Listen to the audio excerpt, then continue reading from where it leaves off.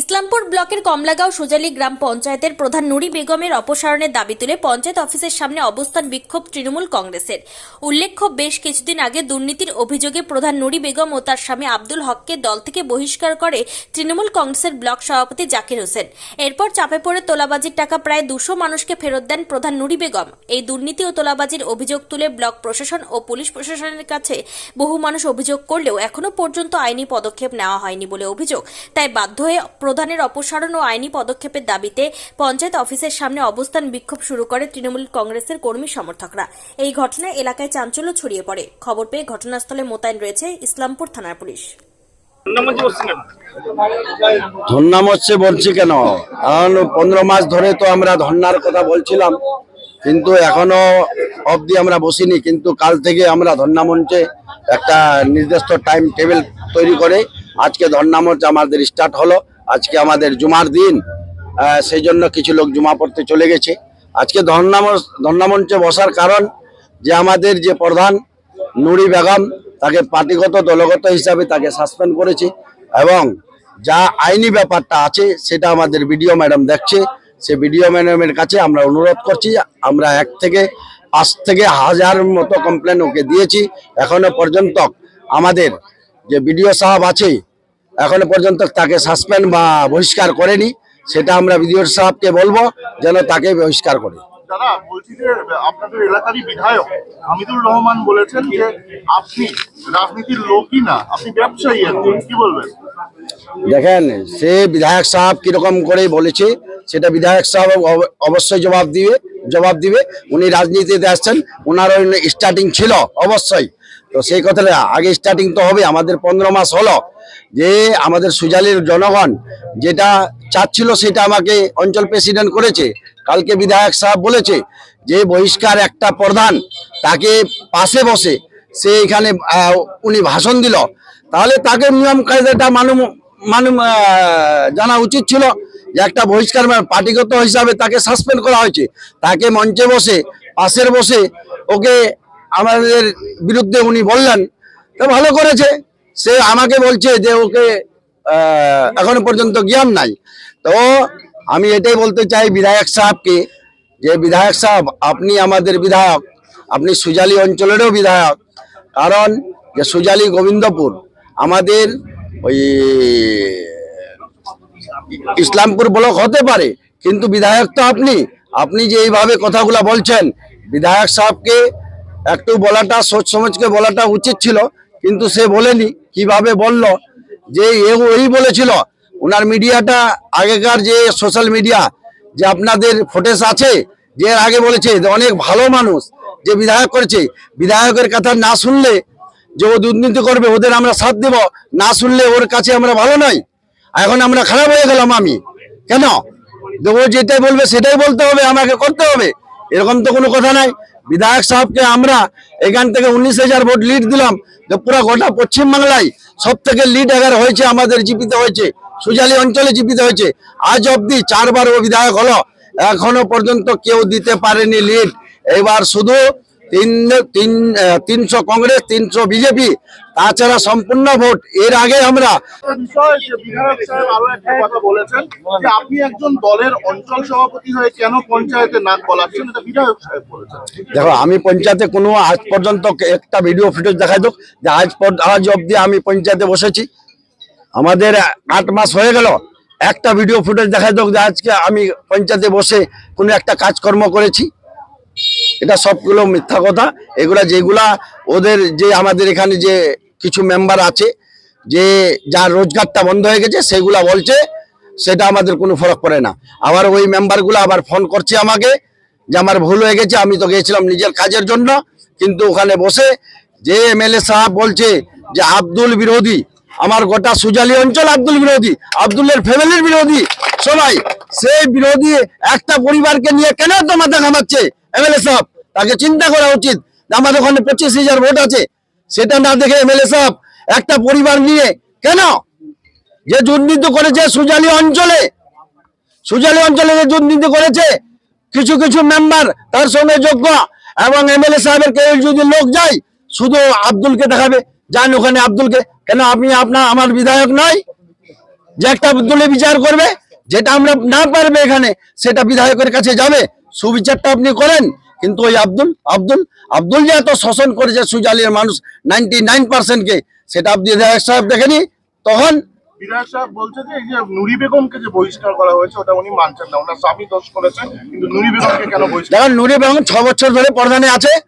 22-23-এ যে কাটমনি নেওয়া হচ্ছে ঘরের 1100 ঘরের টাকা, সে ফেরত করলো। 161টা ঘরের টাকা ফেরত করেছে, এখনো পর্যন্ত 1000-এর মতো টাকা ফেরত করেনি। সেটা ফেরত করে দাও এমএলএ সাহেব। আমরা তো বলছি এমএলএ সাহেব যতগুলা সুজালির ক্ষতি করেছে, যে নুরি বেগম তার হাজবেন্ড পুরাতন সভাপতি আব্দুল হক, আপনি সবার টাকাটা ফেরত করে দেন। আবার আমরা ওই যে আব্দুল, তাকে মালা গ্রহণ করে সুজালিতে আবার দায়িত্ব নিয়ে আসবো। সবাই জানেন এই সুজালি অঞ্চলে আমাদের যিনি প্রধান ছিলেন, অঞ্চল সভাপতি ছিলেন, তাদের কিন্তু আমরা অনেক দিন আগে দলগত থেকে 2 জনকে বহিষ্কার করেছি, আব্দুল হক ও নুরি বেগমকে। কিন্তু এ কেন করা হয়েছে, সুজালি অঞ্চলে যিনি উনার গ্রাম, উনার ওয়ার্ডে, সেখানে ঈদগাহ জমি, মাদ্রাসা জমি, মাজারের জমি সমস্ত নিজের নামে রেকর্ড করে নিয়েছে। ঈদগাহ, মাদ্রাসা, মসজিদের জমিগুলো, সেখানকার মানুষ প্রথমে প্রতিবাদ করেছিল। আব্দুল সাহেব পুলিশ প্রশাসনের কাছে উনার স্বামী প্রধান যিনি আছেন নুরি বেগম স্বীকার করেছিলেন, এটা আমরা ভুলবশত করে নিয়েছি, আমরা 1 মাসের মধ্যে জমিগুলো ফেরত দেব। কিন্তু আজ পর্যন্ত এই মুন্সিগঞ্জের মানুষ, যিনি স্থানীয় প্রধানের গ্রামের মানুষ, মসজিদ, মাদ্রাসা জমি এবং মাজারের জমি, এখনো পর্যন্ত ঈদগার জমি, কবরস্থানের জমি ফেরত পায়নি। কয়েক মাস হয়ে গেল জাহাঙ্গীর বাবু যখন রামগঞ্জে চার্জ নেয়, সেই মাসের ঘটনা বলছি, আজ থেকে প্রায় 6 থেকে 7 মাস এখনো পর্যন্ত এখানকার মানুষ ঈদগাহ, মাদ্রাসা, মসজিদের জমি ফেরত পায়নি।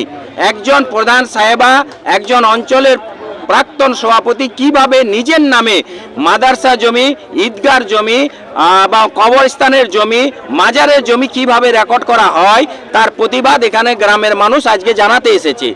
এবং আপনারা জানেন কিছুদিন আগে এই প্রধান নুরি বেগম 100-1100 লোকের কাছে অগ্রিম বাংলা আবাস যোজনা ঘর পাইয়ে দেওয়ার নাম করে তিনি, তার দালালরা অনেক কোটি কোটি টাকা আদায় করেছিলেন 1100 মানুষের কাছে।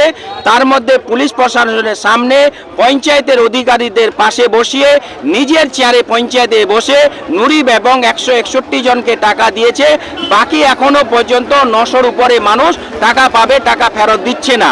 আপনারা জানেন বিভিন্ন জায়গায় দাঁড়ান, বিভিন্ন জায়গায় অন্যায়ভাবে জোরপূর্বকভাবে জমি দখল করেছে। মুন্সিগঞ্জ একজন দরিদ্র নিচে বসবাসকারী মানুষ, তার নামটা মনে আসছে না, একটা নিজের জমি 1 বিঘা, ওই লোকটাকে আপনাকে পেশ করব, লোকটার 1 বিঘা জমিতে অন্যায়ভাবে মানে চৌকা খুঁড়ে নিয়েছে, পুকুর খুঁড়ে নিয়েছে। প্রতিবাদ করেছে, পুলিশ ওটা আটকেছে, কিন্তু এখনো পর্যন্ত সেই মানুষকে দখল দিচ্ছে না। এই রাস্তার পিডব্লিউ সাইডে যত জায়গা ছিল, আব্দুল হক তার কিছু সন্ত্রাস বাহিনীরা অন্যায়ভাবে সমস্ত জায়গা জমি দখল করে নিয়েছে। এই প্রতিবাদগুলো সুজালি অঞ্চলের অনেক রাস্তার স্কিম টাকা মেরে নিজের স্বার্থে নিজের অ্যাকাউন্টে নিয়েছে, বাকি পঞ্চায়েতের কোনো কাজ করেনি। পঞ্চায়েতের অনেক কিছু গোলমিলের জন্য আমরা এই প্রধানের অবসারণ এবং বিডিওকে বলতে চাই, এই প্রধানের দুর্নীতির জন্য আপনি একটা এফআইআর করে প্রধানকে সাসপেন্ড করুন। এই ধর্নাটা আমাদের নির্দিষ্ট কালের জন্য চলবে, দীর্ঘদিন চলবে, যত পর্যন্ত আমাদের দাবিগুলো মানা হচ্ছে না ততদিন পর্যন্ত চলবে। আমরা আজকে শুধু একটা বুথের লোক বসেছি, জুমার দিন প্রত্যেকদিন একটা করে বুথ আমরা প্রত্যেকদিন বসবো। বাস্তব আপনাকে বলছি, সুজালি অঞ্চলে এগুলো মেম্বার নয়, এগুলো নমিনি মেম্বার। আপনারা সবাই জানেন কিছু ওর মেম্বার ভক্ত ছিল, এখানে রোজগার করতে পারছে না। আগে ওরা রোজগার করতো বিচার ব্যবস্থার নামে, মেয়ে ছেলের নামে, জমি ব্যবস্থার নামে। কয়েকটা মেম্বার রুজির জন্য ওরা শুধু ছুটাছুটি করে, কখনো এদিকে কখনো ওদিকে আছে, কিন্তু তাদের গ্রহণযোগ্য গ্রামে একটা মানুষ তাদের সঙ্গে নেই। কারণ নির্বাচন হলে তো মানুষ প্রমাণিত হতো, এরা নমিনেট মেম্বার। হ্যাঁ, ওরা যে করসপন্ডের সঙ্গে যুক্ত, তাই ওরা এমএলএ সাহেবের কাছে হয়তো তার মানুষের একটা দাবি দাবা জানাতে গেছিল যে আমি এলাকায় একটা করসপন্ড করেছি, দুর্নীতি করেছি, বাড়ি যেতে পারছি না, আপনি ব্যবস্থা করে দিন। সেটা এমএলএ সাহেবকে জানাতে গেছিল। এমএলএ সাহেব আমাদের সবারই এমএলএ, অথচ উনার বিধানসভা আমরা সবাই বলবো এমএলএ সাহেব যেদিনকে আব্দুলের সঙ্গে মেম্বারের ছবি দেখবেন সেদিনই আমাদের কিন্তু বলবেন। হ্যাঁ, ওরা বিধায়কের বাড়ি গেছে, কোনো আব্দুলের মঞ্চে যদি যায় তাহলে বলবো এর আব্দুলের শিবিরে চলে গেছে বিধায়ক তৃণমূল কংগ্রেসের। আমরাও ধর্ণা মঞ্চে দিয়েছি তৃণমূল কংগ্রেসের পক্ষ থেকে, আমরা কোনো ব্যানার ছাড়াই ধর্ণা দিচ্ছি না। তৃণমূল কংগ্রেসের ব্লকের সিদ্ধান্ত নিয়ে আমরা ধর্ণা মঞ্চে বসেছি। আমরা ধর্ণা মঞ্চে প্রয়োজন পড়লে এমএলএ সাহেবকে আমন্ত্রণ করব, আমাদের অঞ্চল সভাপতিকে বলবো ধর্ণা মঞ্চে আসার জন্য। আমরা সম্মেলনে এমএলএ সাহেবকে আমন্ত্রণ করেছিলাম, ধর্ণা মঞ্চে আসার জন্য আমন্ত্রণ করব। আমরা এমএলএ সাহেবের কাছে একটা কথা অনুরোধ করব, 4-5 জন মেম্বার এলাকায় কর্ষণ করেছে, দুর্নীতি করেছে, জমি দখল করেছে, অত্যাচার করেছে, লুটপাট করেছে, পঞ্চায়েতের স্কিম মেরে খেয়েছে। এই 4-5 জন মেম্বার এবং আব্দুলকে বাদ দিয়ে আপনি আমাদের যে সিদ্ধান্ত দিবেন সেই সিদ্ধান্ত আমরা আপনার নেতৃত্বে, ব্লক কমিটির নেতৃত্বে আমরা চলব। ব্যাপারটা হলো আমাদের যে সবাই তৃণমূলে আছে, কালকে কিছু মেম্বার আমাদের 12 জন মেম্বার এমএলএ সাহেবের দেখা করতে গিয়েছিল। ওরা জানে না যে তৃণমূল কংগ্রেস অঞ্চল সুজালি কমিটি থেকে এবং ব্লক তৃণমূল কংগ্রেস কমিটি থেকে প্রধান এবং তার স্বামী আব্দুলকে দল থেকে বহিষ্কার করা হয়েছে। মেম্বাররা জানে না, ওরা আমার সঙ্গে যোগাযোগ করছে। আজকে আমরা এখানে 9 জন মেম্বার এসেছি, 3 জন আমাদের ইসলামপুরে গেছে কোনো কাজে, 12 জন আমরা আছি, বাকি আরো 4 জন আমাদের সঙ্গে যাওয়ার পরে কি আপনারা কাউন্টার এটা আজকে বিক্ষোভ প্রদর্শন করছেন? না, এটা আমাদের প্রায় 10-15 দিন ধরে প্রসেস চলছিল। বিডিও সাহেবকে আমরা যদি 3-4 দিন আগে একটা ডিভিশন ইস্যু ওখানে দিয়েছিলাম যে প্রধান যে দুর্নীতি করেছে, আবাস যোজনার ঘরের টাকা নিয়েছিল, 161 জনকে টাকা দিয়েছে, বাকি আরো 900 মানুষ বাকি আছে, তারা আমাদের উপরে চাপ দিচ্ছে যে প্রধান টাকা দিচ্ছে না। বিডিওকে আমরা এগুলো জানিয়েছি, বিডিও বলছে যে আপনারা ওই একটা ঝর্ণায় বসেন, বা বিডিও গাইডলাইন করেছে। আমরা এই ঝর্ণায় বসছি যেন বিডিও খুব তাড়াতাড়ি প্রধানের নামে এফআইআর করে, প্রশাসনকেও জানা আছে, প্রশাসন জানে যে 21 লক্ষ টাকা আমাদের এখানে দিয়েছে, আরও অনেক টাকা বাকি আছে। সাধারণ মানুষ যে কষ্ট করে টাকা দিয়েছে আবাস যোজনার ঘর তো এখনো পায়নি। আপনাদের সাথে কারা ধর্ণায় রয়েছে? সবাই আছে, মেম্বার আছে এখানে 8-9 জন মেম্বার আছি, 9 জন মেম্বার আছি, সাধারণ মানুষ আছে, নেতাগণ আছে, সাধারণ জনগণের যে টাকা লুট করেছে। এই ধর্ণা মঞ্চে কে কে উপস্থিত রয়েছেন? আমাদের এখানে সাধারণ মানুষ, পাবলিক আপনারা তো দেখতেই পাচ্ছেন, নেতা সবাই আছে, অঞ্চল কমিটি তৃণমূলের পক্ষ থেকে আমরা এখানে আছি, সবাই আছে, মেম্বারগুলো আছে। পড়া বুট মানে মুন্সিগঞ্জ, এই 2টা বুট আমরা এখানে আজকে করছি, 1-2টা, বাকি আমাদের এটা 27টা বুট আছে, চলবে যতদিন থাকবে একটা করে বুট প্রত্যেক দিন চলবে, যতদিন অবধি আপনাদের দাবি না মানবে। হ্যাঁ, কি কি দাবি রয়েছে দু একটা বলবেন? দাবি আমাদের মানুষের যে টাকা নিয়েছিল আবাস যোজনার, এই টাকাটা ফেরত হোক। তারপরে প্রধান দুর্নীতি করলো, এই দুর্নীতির বিরুদ্ধে বিডিও এফআইআর করুক। বিডিও সাহেবকেও জানা আছে, মিডিয়ার মাধ্যমে জানিয়েছে যে পঞ্চায়েতের টাকা আমাদের 21 লক্ষ টাকা প্রধান নিজের হাতে দিয়েছে সাধারণ মানুষকে। আরও যেগুলো মানুষ বাকি আছে তারা ঝর্ণায় বসছে, যারা পেয়েছে তারাও সাহায্য করবে আমাদেরকে। আমরা বলবো প্রধানের নামে খুব তাড়াতাড়ি বিডিও এফআইআর করে প্রধানকে সাসপেন্ড করা হোক। তৃণমূল পক্ষ থেকে, অঞ্চল তৃণমূল কংগ্রেসের পক্ষ থেকে তাদেরকে বহিষ্কার করা হয়েছে। এবার এইটার জন্যে যে ইন্দিরা বিকাশের যতগুলো টাকা নিয়েছিল সেটা টাকা নুরি বেগম দিতে চায় না, ও আমাকে ফেরত দিতে হবে। যদি আমাকে ফেরত না দেয় তাহলে আমার আন্দোলন চলবে এইখানে। এই আন্দোলন কতদিন চলবে? 27 দিন ভরে চল, যত করে আমাকে ফেরত দিবে না তত এই আন্দোলন চলবে আমাদের। ইন্দিরা বিকাশের ঘর টাকা ওটা ও খেয়ে নিচ্ছে, বাকি যতগুলো স্কিম আসছে অতগুলো ওরা খেয়ে নিচ্ছে, পাবলিককে কিছু দেয়নি। তাহলে পাবলিক কি বসে থাকবে নাকি? আমার নাম আসিয়া খাতুন। প্রধানকে ইস্তফা দেওয়ার জন্য এখানে বসে আছি, কি উনি ইস্তফা দক। আপনার দেখা যাচ্ছে বিরুদ্ধে বিক্ষোভ বসা হয়েছে, কিছুদিন আগে সহযোগিতা করেইনি। কেন বলেন, আজকে ওনার মেম্বার কালকে একটা দিয়েছেন, ইন্টারভিউ দিয়েছেন কি মহিলাগুলোকে ওনারা নাকি এই পার্টিটা আগে করছে। তা আমাদের নেত্রীও তো মহিলা কিনে উনিও তো মহিলা, প্রধান নিজস্ব তো একজন মহিলা, উনি কিভাবে বলছেন কি মহিলাগুলোকে আগে করে দিয়েছেন? তাহলে কি এতে আপনারা কি অসম্মানিত হয়েছে? হ্যাঁ, অবশ্যই অসম্মানিত হচ্ছি। যে মহিলা কমিউনিটি আছে, আমি কোনো জাতি বলছি না, এখানে মহিলা কমিউনিটির ব্যাপারে বলছি, সব মহিলা কমিউনিটিকে উনি অসম্মানিত করেছেন এখানে।